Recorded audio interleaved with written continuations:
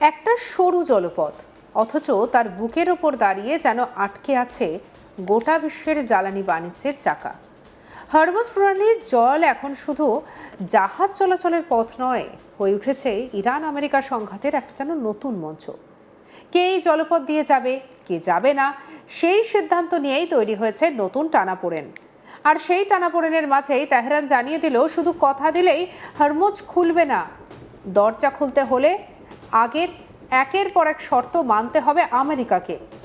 ইরানের স্পষ্ট বার্তা একেবারে পরিষ্কার, হরমুজ প্রণালী তাদের নিয়ন্ত্রণে, আর সেই নিয়ন্ত্রণ ছাড়তে হলে আমেরিকাকে আগে তার আচরণ সংশোধন করতে হবে। শুধু তাই নয়, পশ্চিম এশিয়ায় ইরান এবং তাদের বন্ধু রাষ্ট্রগুলির বিরুদ্ধে যুদ্ধ ও সামরিক হুমকির অবসান ঘটাতে হবে। ইরানি বন্দরগুলোর ওপর যে নৌ অবরোধ রয়েছে তা তুলে নিতে হবে। ওই অঞ্চল থেকে মার্কিন বাহিনীকে সরে যেতে হবে। যুদ্ধের ফলে ইরানের যে ক্ষয়ক্ষতি হয়েছে তার জন্য দিতে হবে পূর্ণ ক্ষতিপূরণ। একই সঙ্গে ইরানের যে সম্পত্তি বাজেয়াপ্ত করা হয়েছে সেগুলিও নিঃশর্তে মুক্ত করতে হবে, আর প্রত্যাহার করতে হবে সব ধরনের নিষেধাজ্ঞা। অর্থাৎ হরমুজ প্রণালী দেওয়ার প্রশ্নটাকে তেহরান আর শুধু একটি জলপথের প্রশ্ন হিসেবে দেখছে না, এর সঙ্গে জুড়ে গিয়েছে যুদ্ধ, সামরিক উপস্থিতি, নিষেধাজ্ঞা, সম্পত্তি বাজেয়াপ্ত করা এবং ক্ষতিপূরণের মতো একাধিক বিষয়। ফলে হরমুজ নিয়ে আলোচনা এখন কার্যত পরিণত হয়েছে ইরান আমেরিকা বৃহত্তর সংঘাতের ভবিষ্যৎ নির্ধারণের আলোচনায়। ইরানের সর্বোচ্চ জাতীয় নিরাপত্তা পরিষদের বৈঠকেই এই অবস্থান স্পষ্ট করা হয়েছে বলে জানিয়েছে ইরানের রাষ্ট্রীয় সংবাদ মাধ্যম। সেই বৈঠকে হরমুজ প্রণালী নিয়ে বিস্তারিত আলোচনা করা হয়েছে। পরে ইরানের সশস্ত্র বাহিনীর কমান্ডার তথা নিরাপত্তা পরিষদের সচিব মোহাম্মদ বাঘের বিবৃতি দিয়ে তেহরানের দাবিগুলিকে সামনে আনেন। বিবৃতির সবথেকে গুরুত্বপূর্ণ বার্তা হচ্ছে, আমেরিকার কাছ থেকে আর কোনো হুমকি বরদাস্ত করবে না ইরান। শুধু বর্তমান সংঘাত থামানো নয়, পশ্চিম এশিয়ায় ইরান এবং তাদের বন্ধু রাষ্ট্রগুলোর বিরুদ্ধে স্থায়ীভাবে যুদ্ধ বন্ধ করতে হবে। অর্থাৎ সামরিক যুদ্ধবিরতি বা সাময়িক বিরতি দিয়ে তেহরান সন্তুষ্ট নয়, তারা চাইছে দীর্ঘমেয়াদী অনিশ্চয়তা। আর এখানেই হরমুজ প্রণালীকে ঘিরে সংঘাতের আসল নাটকীয়তা। কারণ একদিকে আমেরিকা চাইছে বিশ্বের অন্যতম গুরুত্বপূর্ণ জ্বালানি পথ দ্রুত স্বাভাবিক হোক, আর অন্যদিকে ইরান সেই জলপথকে নিজেদের হাতে থাকা গুরুত্বপূর্ণ কৌশলগত চাপের অস্ত্র হিসেবে ব্যবহার করছে। ফলে হরমুজ খুলবে কিনা সেই প্রশ্নের উত্তর এখন শুধু সমুদ্রপথের পরিস্থিতির উপরে নির্ভর করছে না, নির্ভর করছে তেহরান এবং ওয়াশিংটনের মধ্যে বৃহত্তর সমঝোতা কত দূর এগোয় তার উপর। ইরানের দাবির তালিকা ছোট নয়। তেহরানের বক্তব্য অনুযায়ী ইরানি বন্দরগুলোর ওপরে আমেরিকার নৌ অবরোধ অবিলম্বে তুলে নিতে হবে। একই সঙ্গে ওই অঞ্চল থেকে মার্কিন বাহিনীকে সরে যেতে হবে। যুদ্ধের কারণে ইরান যে বিপুল ক্ষয়ক্ষতি হয়েছে তার পূর্ণ ক্ষতিপূরণও দিতে হবে আমেরিকাকে। শুধু সেখানেই থামেনি ইরান।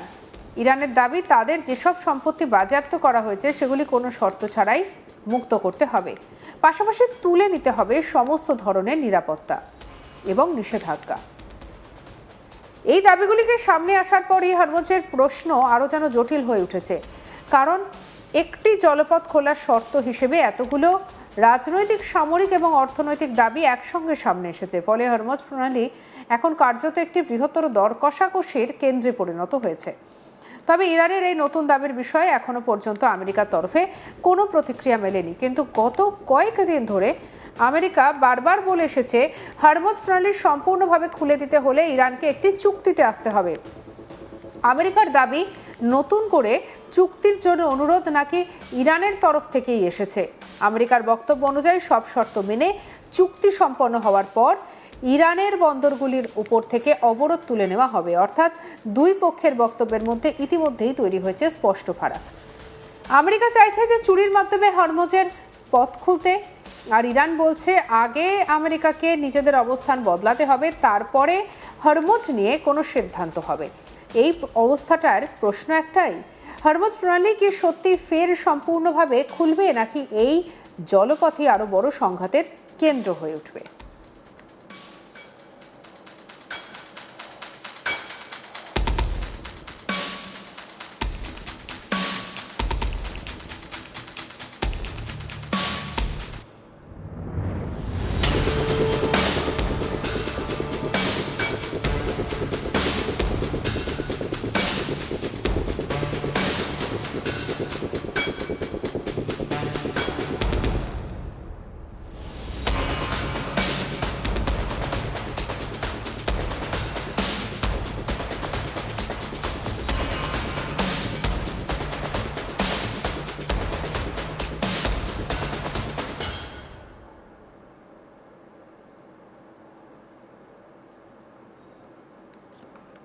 হরমুজ প্রণালীর গুরুত্ব বুঝতে গেলে মানচিত্রের দিকে তাকাতেই বিষয়টি অনেকটা পরিষ্কার হয়ে যায়।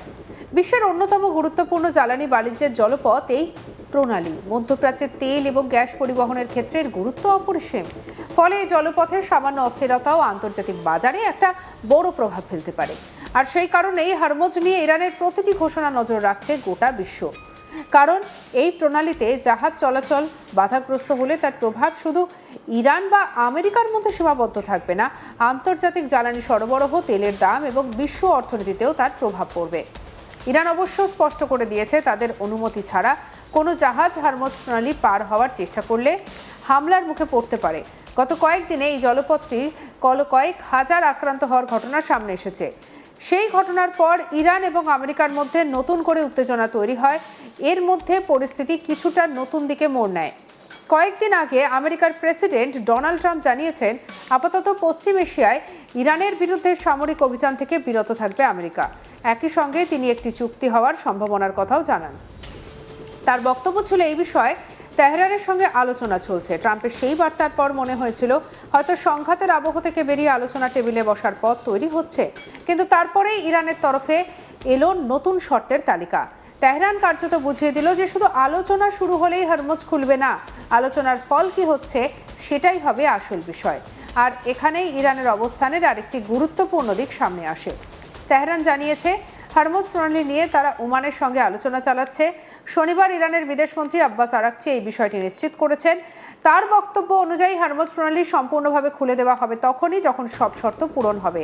অর্থাৎ ইরানের কাছে হরমুজ শুধু এখন একটি সামুদ্রিক পথ নয়, এটি তাদের হাতে থাকা এমন একটি কৌশলগত চাপ যার মাধ্যমে তারা আমেরিকার ওপর একাধিক দাবির জন্য চাপ তৈরি করতে চাইছে। তেহরানের অবস্থান যতটা কঠোর, পরিস্থিতির গুরুত্ব ততটা বেশি।